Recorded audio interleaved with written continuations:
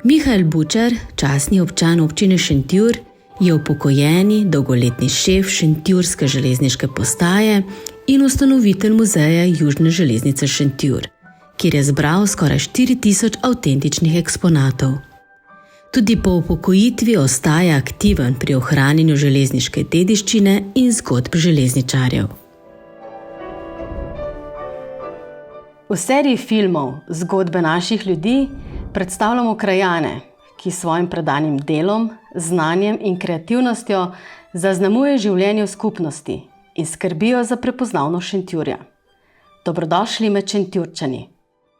Leta 1846, 2. junija, na Binkoštno nedeljo, je prispel prvi vlak na etapi Gradec-Celje na kompletni trasi Dunaj-Trst. 146 km smo takrat ni dobili železnice komplet iz graške strani. In potem, pogledajte, čez 3 leta je bila železnica že v Ljubljani in leta 1857 v Trstu. Praktično v 20 letih je bila napravljena dvotirna proga Dunaj-Trst, dolga 578 km. Poglejte, danes, če pogledamo, imamo 222 km vratniškega Šentjurja, ne? In tudi takrat približno v tej izmeri, ampak ljudi, prebivalcev, je bilo približno 300 v kraju, ne? Danes nas je pa 20 000, ne? Najprej so se ljudje bali, ne? Zdaj bomo izgubili furmane in tako dalje, ampak to je potem se vse poglihalo, po domače povedano, in seveda so bili žalostni tam, ker ni železnica šla skozi. Poglejte, mi smo povezani z Zgornjim trgom, ne? Ipavci so tu, Ipavci so prišli leta 1800 v Šentjur, ne? In zaznamovali zelo kraj Šentjur. Gustav Ipavec je bil kar 30 let župan v Šentjurju. In tudi zanimiv podatek je, ko je prišel avstrijski cesar Franc Jožef v Šentjur. Zanimivo, leta 1883, 10. junija je prišel v Maribor, drugi dan so ga pripeljali v Rogaško Slatino, da je tam prespal, ker še ni bilo proge Grobelno-Rogatec. Ta je nastala šele leta 1903. In drugi dan seveda pride s kočijo v Šentjur. Gustav Ipavec je bil župan. Še zdaj ne vemo, kako je pravzaprav lahko obvestil toliko ljudi, ker ni bilo telefonov, pa nič, ne, da so ga tu pričakali. Ta prostor zunaj, tukaj na postaji, je bil preplavljen z ljudmi vse posod, se prišli peš s konji in tako, da vidijo, se pravi poglavarja.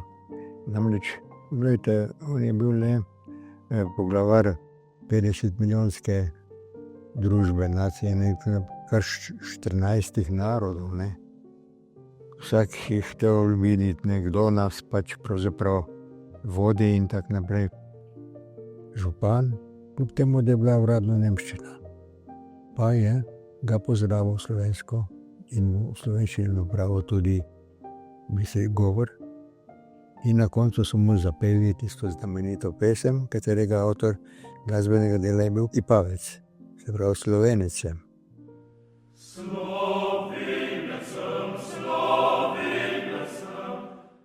In poglejte, cesar se ga je odlično zapomnil, še isto leto ga je poklical na Dunaj, našega župana Ipavca, in mu dal zlati zaslužni križec za krono in ga posvetil za svojega svetnika.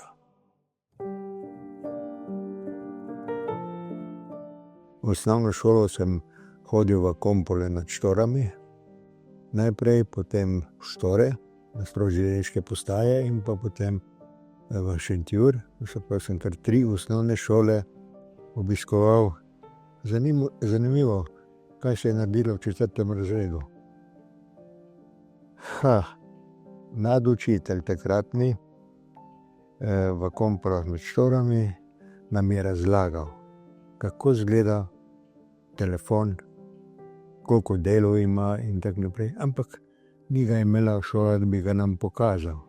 Je rekel, jutri gremo v Štore, na železniško postajo, boste to vse videli. In seveda, ko sem jaz to še bil v skupini zraven, to videl, sem se odločil, se neko železnica bo moj poklic.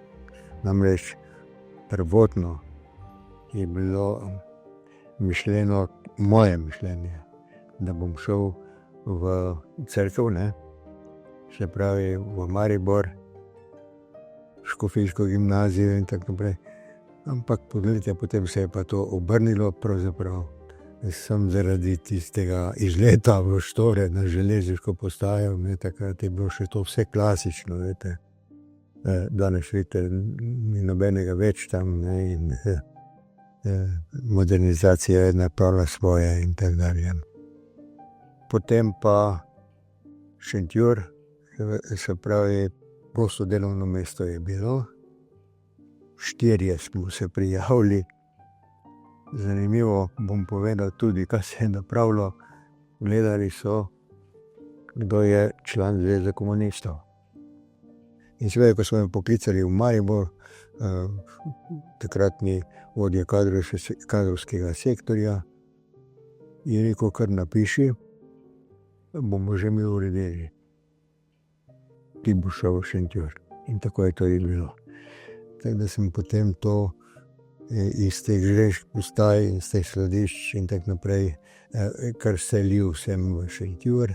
Najprej smo prostore vse pouredili, seveda največji problem pa je bilo pridobiti soglasje. Namreč to je bilo rečeno tako, bomo ta objekt podrli, ki je bil zgrajen 1844 leta že, in bomo tukaj napravili avtobusno postajo tudi. Pa sem tukaj na občini in tako naprej to pojamral. In kam mi je rekel takrat predsednik izvršnega sveta, je rekel, veš kaj, te bom jaz poslal v Ljubljano, v Republiko, pa boš tam to povedal, ker če bom jaz kaj zraven posegel, bojo še mene nagnali. In tu sem šel.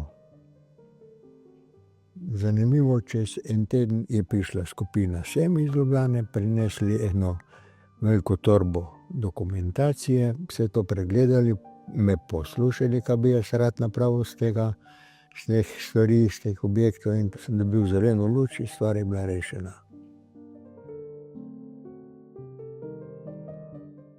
Ja, veste, zajeto je vse v tem muzeju, kar je bilo nekoč na vmesni železniški postaji. Veste, v prihodu železnice je pravzaprav odprlo samo 8 železniških postaj na Štajerskem, se pravi, prva je bila Pesnica, ker je bil doma Tone Patlič, tudi sin železničarja, Potem Maribor, Rače, Pragersko, Poljčane, Ponikva, Šentjur in Celje. Poglejte, vse stvari so avtohtone, se pravi, sem gledal tako, da je pač tudi vse tako postavljeno, kot je nekoč bilo. Vidite, prometni urad, sedi prometnik za mizo z rdečo kapo, dokumentacija je na mizi vsaj iz 2. svetovne vojne. Ko so prišli Nemci, so svoje zahtevali in tako. Drugače pa potem tam zadaj, vidite, je brzojavni urad, ko smo imeli še Morževe aparate, tudi vse delujejo. Seveda transportni del, tam z one strani, ker je šlo nekoč vse po železnici. In pa seveda, kaj je bilo posebno pažnjo, sem dal na ljudi, ki so službo opravljali. Poglejte, to ni bilo sodobnih računalnikov, vse je bilo 120% odvisno od ljudi.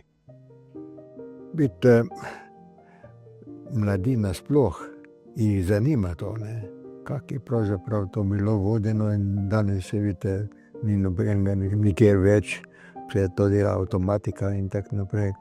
Kak je to lahko tako, po domače povedano, laufalo brez problemov, ja. Seveda, danes vodi železnico pravzaprav tehnika, ker se je to vse spremenilo, vse vidite, pravzaprav vsebi je zelo malo.